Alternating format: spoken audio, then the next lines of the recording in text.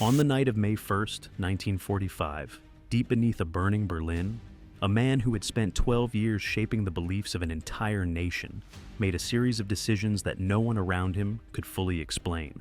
By the following morning, he was gone, and so were 6 children who had never chosen to be there at all. By late April 1945, Berlin had become unrecognizable. The city that had hosted the 1936 Olympics, that had been the showcase of Nazi grandeur, was now a landscape of collapsed buildings, flooded streets, and fires that burned day and night. Soviet forces had encircled the German capital on April 25th, and the fighting had moved block by block into the city's interior. The sound of artillery was constant, not distant, but close enough to rattle the walls of structures still standing. Beneath the Reich Chancellery, in a 2-level underground complex known as the Führer Bunker, approximately 24 people remained. Hitler was among them, having retreated there in mid-January. Also present were his personal secretaries, his physician, several senior SS officers, and a small number of military staff who continued, with diminishing purpose, to hold briefings and receive reports from a front that had effectively ceased to exist as an organized defensive line.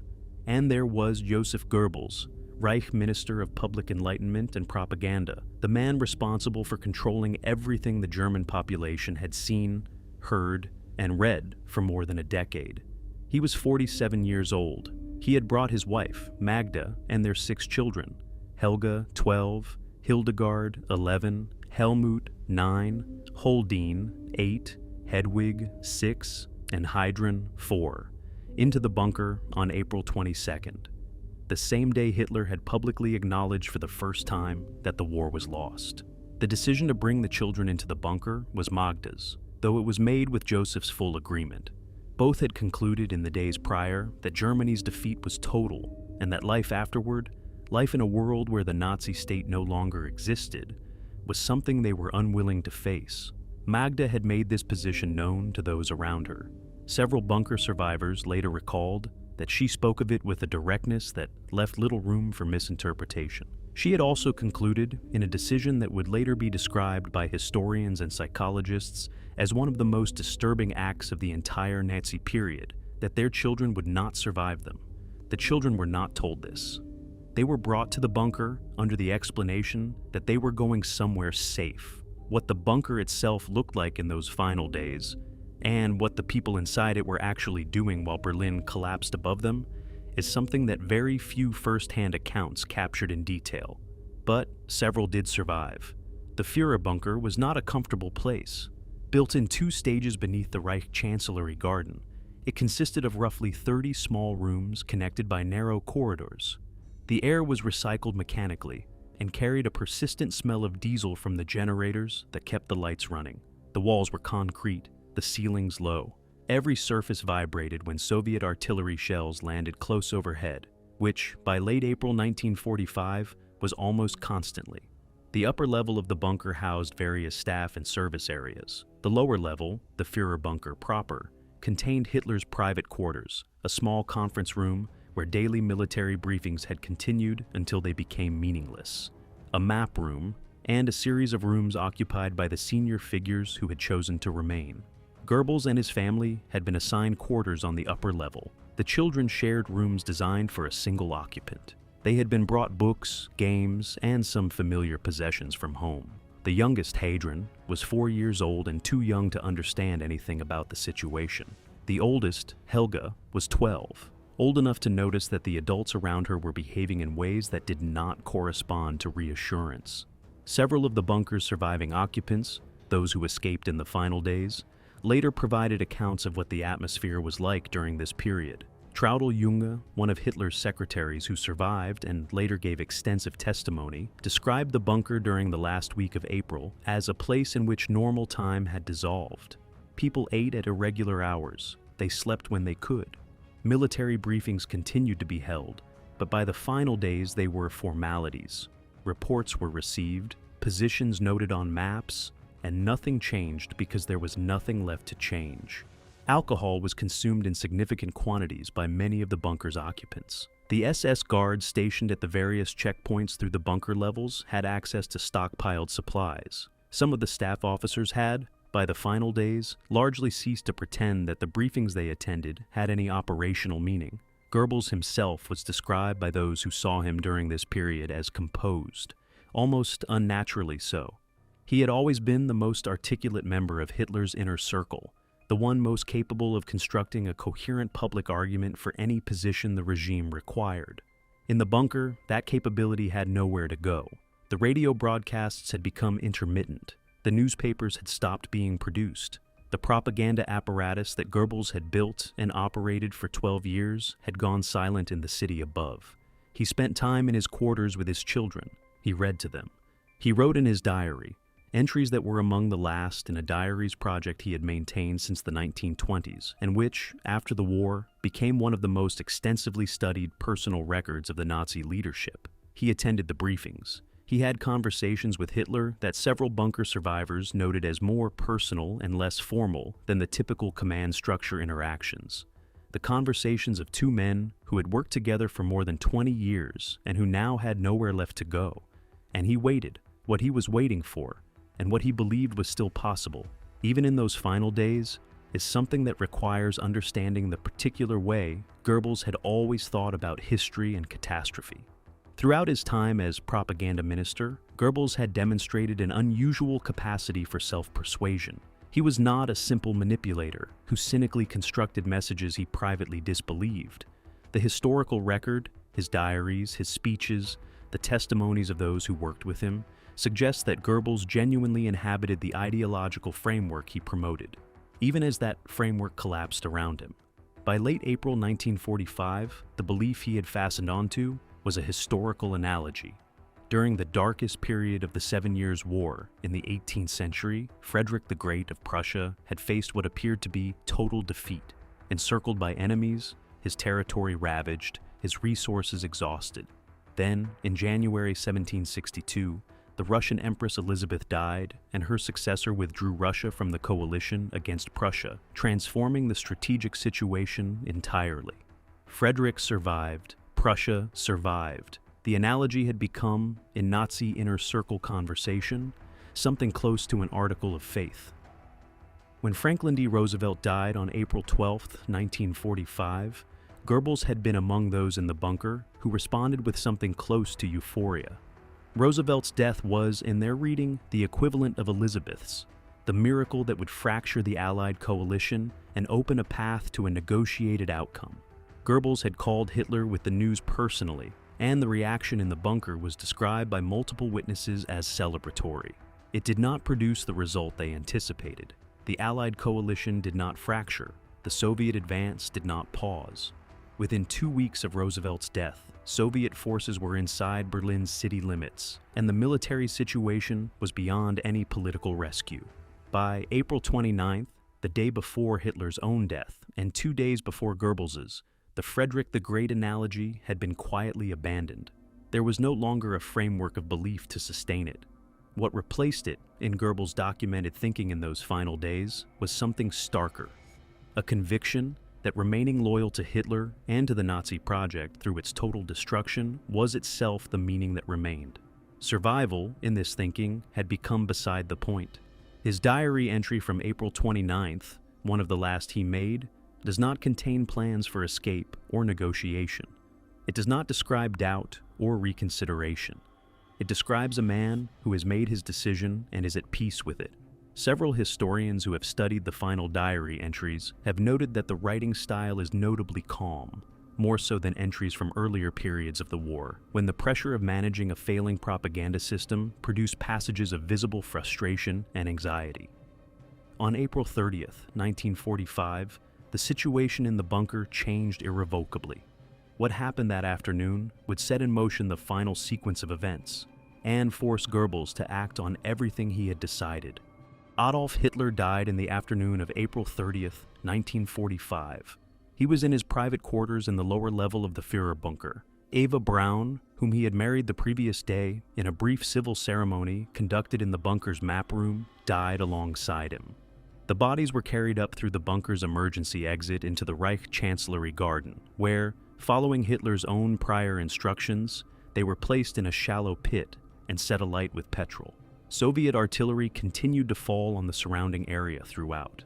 In the hours immediately following Hitler's death, the bunker underwent a rapid shift. The man around whom everything had organized for 12 years was gone.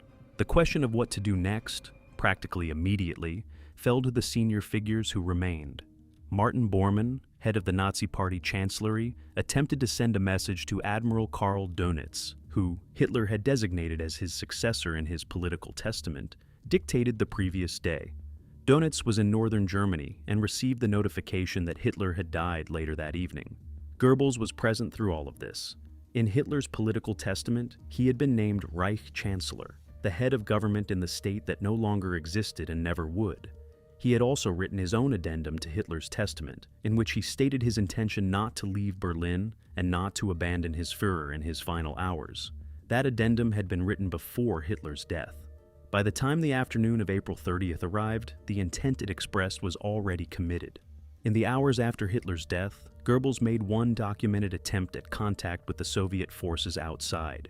He sent a German general, Hans Krebs, the army chief of staff, who had remained in the bunker and who had the advantage of speaking Russian, having served as military attaché in Moscow before the war, through the Soviet lines under a flag of truce, with a message for Soviet General Vasily Chuikov, commander of the 8th Guards Army, whose headquarters had been established in the Schulenburg Ring area of Berlin's Tempelhof district.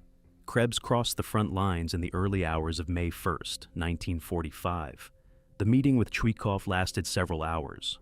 Chuikov contacted Marshal Georgy Zhukov, commander of the Soviet forces around Berlin, who in turn contacted Moscow. The answer came back through the chain of command without ambiguity.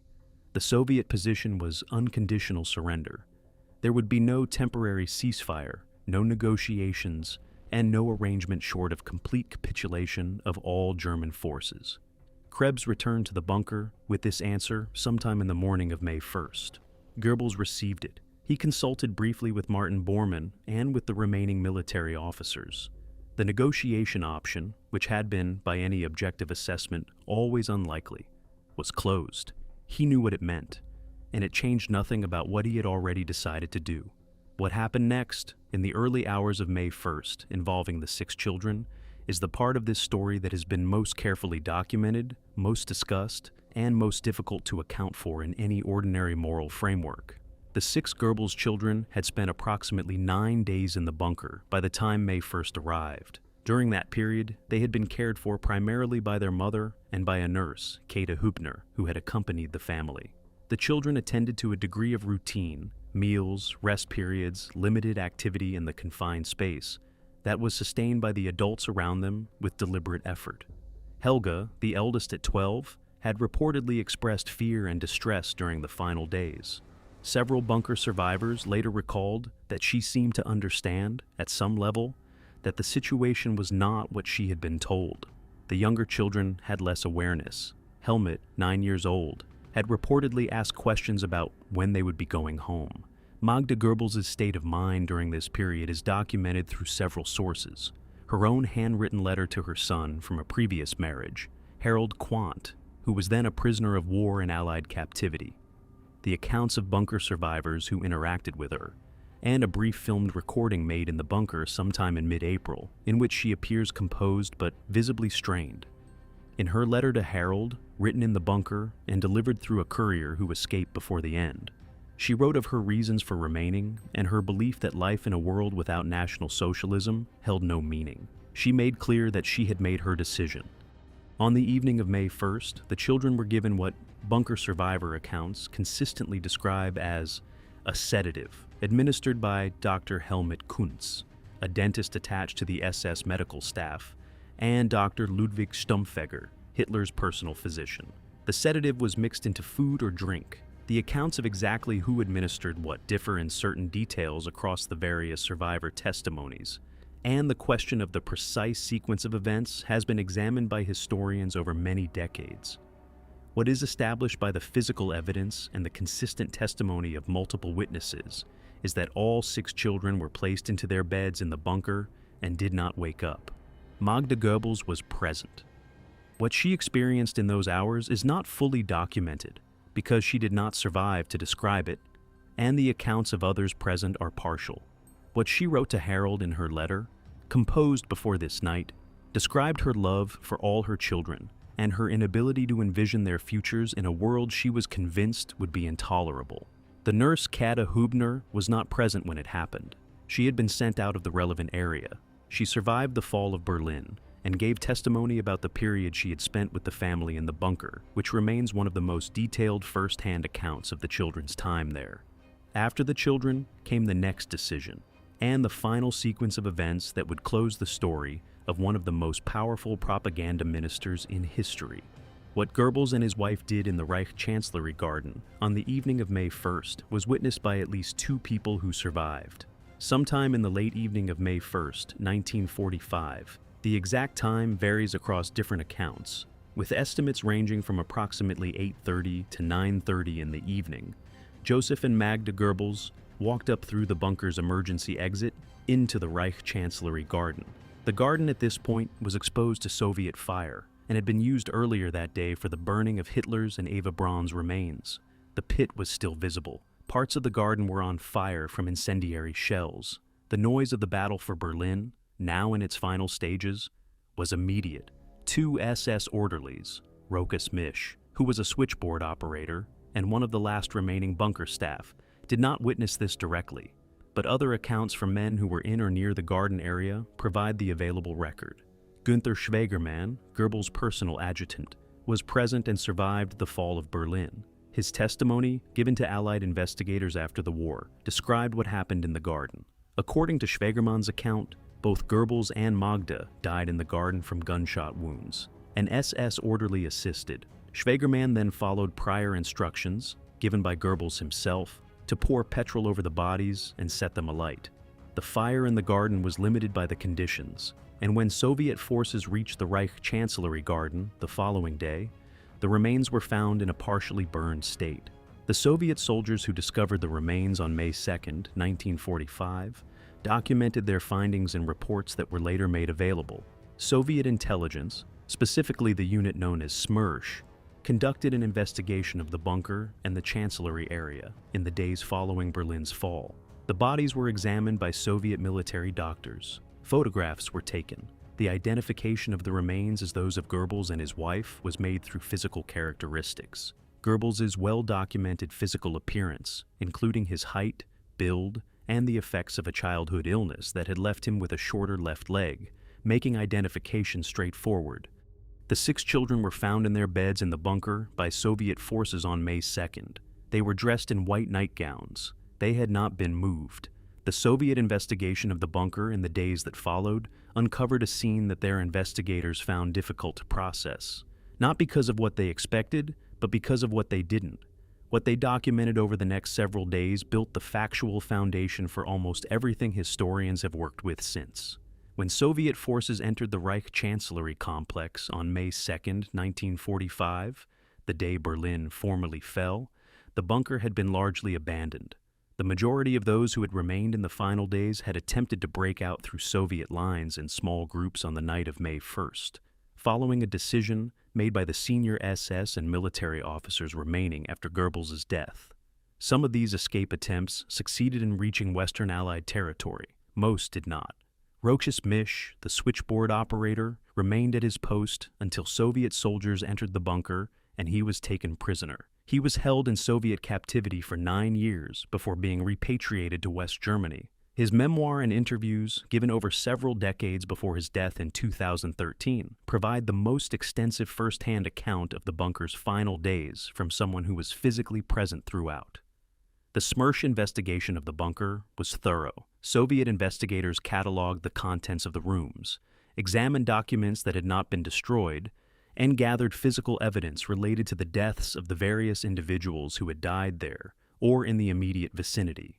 The results of this investigation were classified by the Soviet Union and were not made available to Western researchers until after the end of the Cold War. The classified Soviet files on the bunker investigation, released in stages in the 1990s and examined in detail by Western historians, most comprehensively by the historian Anton Joachim Stahler and later by Joachim Fest, confirmed the broad outlines of the accounts provided by survivors like Schwegermann.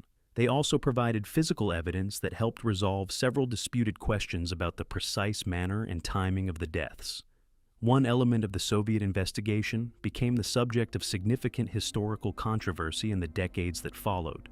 A fragment of skull, found in the Reich Chancellery Garden area and retained in Soviet archives, was claimed for decades to be part of Hitler's remains. However, DNA analysis conducted in 2018 determined that the fragment belonged to a woman under the age of 40, not to Hitler. The question of whose remains it represented has not been definitively resolved. For the Goebbels family, the physical evidence was less disputed. The identifications made by Soviet military doctors in May 1945 have not been seriously challenged. The remains were initially buried in the Busch district of Berlin, later reburied, and eventually, in 1970, finally destroyed on the orders of KGB director Yuri Andropov, who was concerned that the gravesites might become focal points for extremist commemoration. Andropov's directive was precise.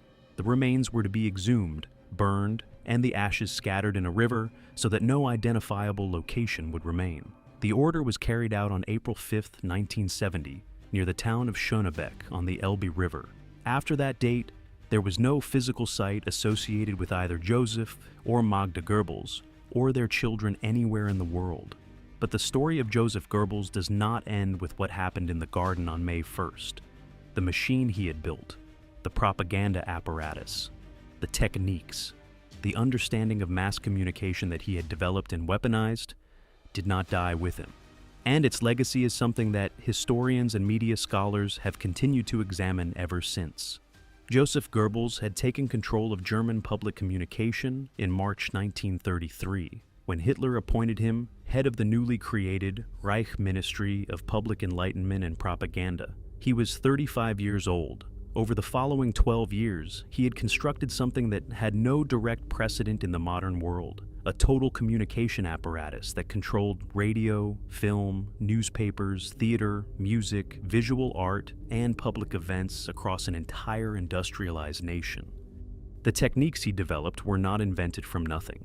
Goebbels had studied mass psychology and the emerging field of modern advertising. He understood, earlier than almost any other political figure of his era, that the medium through which a message was delivered shaped the message itself. Radio was not simply print read aloud, it created intimacy. Film was not simply theater recorded, it created identification. He designed the use of each medium specifically for the emotional and psychological effects it produced, not simply for the informational content it could carry.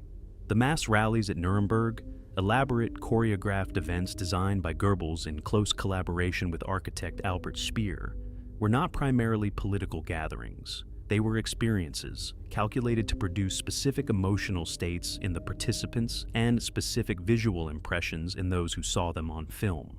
The Nuremberg rallies were filmed and edited specifically for cinematic release. Leni Riefenstahl's 1935 film documenting the 1934 rally, Triumph of the Will, was produced with Goebbels' active involvement in the planning and with detailed attention to how the event would translate to the screen. The newsreel system Goebbels oversaw, the Deutsche Wochenschau, shown before feature films in every German cinema, was the primary means by which most German citizens received visual information about the war. Every frame was reviewed, every sequence approved. The system was so comprehensive that it shaped not just what Germans knew about the war, but what they believed they had seen with their own eyes. By 1943, when the military situation had turned decisively against Germany, Goebbels faced the challenge that all propaganda systems eventually face. The gap between the message and the reality became too large to paper over with technique. His response, documented in his diaries and in the production decisions of the ministry, was to shift emphasis away from victory narratives and toward endurance narratives. The message became not that Germany was winning, but that Germany was fighting against overwhelming odds with unbreakable will. This shift, Goebbels calculated, could sustain civilian morale even in the face of military defeat, as long as the population believed the alternative, defeat, was worse than continued sacrifice. His most direct public expression of this strategy came in his February 1943 speech at the Berlin Sportpalast, delivered shortly after Stalingrad. He addressed a carefully selected audience of party members and asked them a series of questions about their willingness to continue the war effort. The audience's response, coordinated and amplified for the radio broadcast, was exactly what Goebbels had engineered it to be. The speech is studied in communications and political science programs today, not as an example of effective, honest communication, but as a case study in the manipulation of audience response. After the war, the Nuremberg trials examined the role of propaganda in the Nazi state's crimes. Julius Streicher, publisher of the virulently anti-Semitic newspaper Der Stürmer, was convicted and executed. Goebbels himself, of course, faced no trial, but the questions raised by the Nuremberg proceedings about the legal and moral responsibility of those who produce mass propaganda in service of criminal ends have remained active in international law discussions ever since. The techniques Goebbels used, the deliberate targeting of emotional states over rational argument, the control of the information environment to make alternative perspectives unavailable, the use of spectacle and repetition to build conviction, did not disappear with the Nazi state. They entered the broader vocabulary of political communication and have been identified by scholars in the media and communications of many subsequent political movements and governments. This is not a comfortable observation, but it is an accurate one, and it is why the study of Goebbels' methods, separated from the ends they served, has remained a subject of serious academic attention long after 1945. The man himself was, in the accounts of those who knew him, genuinely intelligent. He was also, in the full accounting of what he chose to do with that intelligence over 12 years, responsible for a body of work that contributed directly to one of history's greatest catastrophes. Those two things are both true, and neither cancels the other. On the evening of May 1st, 1945, in a garden above a burning city, the architect of that apparatus made his final choice. He left behind a ruined capital, a shattered nation, and a set of techniques for controlling human minds that the world is still working to understand. If you enjoyed this video, please like and subscribe to our channel so you never miss out on more history documentaries.